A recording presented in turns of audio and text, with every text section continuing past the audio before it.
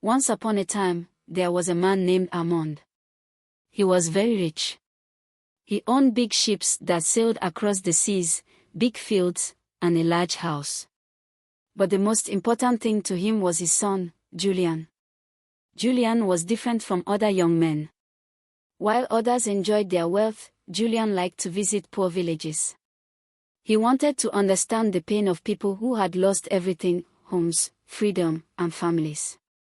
Armand was proud of his son, but he always told him to be careful and stay close to home. One day, Armand got bad news. Julian had been taken by slavers while visiting a village far away. These slavers were known for being cruel. They took people to a far island where they worked them hard or sold them. Armand was heartbroken and quickly gathered a crew to go and rescue his son. He took gold with him to buy Julian's freedom. When Armand reached the island, he saw the slaves.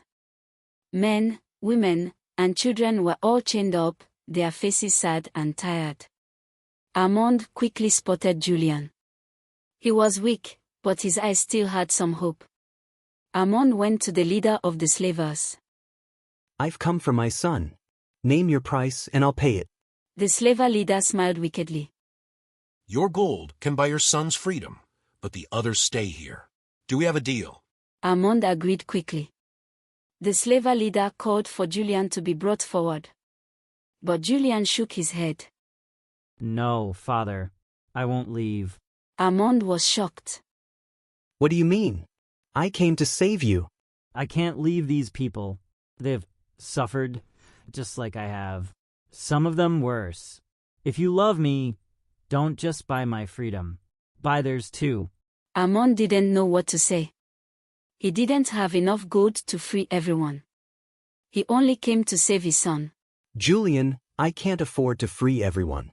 I came to save you. Please, come with me." "Father, what is my freedom worth if I leave them behind? If you help them, you will free not just their bodies, but my heart too." Armand looked around. He saw the pain in the eyes of the other captives. The men holding each other, the women protecting their children. Armand realized that no amount of gold was worth more than helping these people. "How much for all of them?" The slaver leader's eyes went wide. "All of them. That's a fortune." Armand stood tall. "Name your price." Armand gave almost all his gold to the slavers. The chains were unlocked. The slaves were free. They started to cry with joy and thank Armand. Julian ran to his father, and they hugged. As they sailed home, the freed slaves sang songs of hope.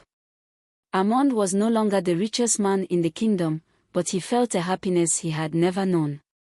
Julian's kindness and the joy of the freed slaves made his heart feel richer than gold ever could. Years later, the story of what happened spread. People remembered the love of a father and the compassion of a son. They remembered the freedom they gave to those in chains. Don't forget to leave a comment, like, and subscribe for more.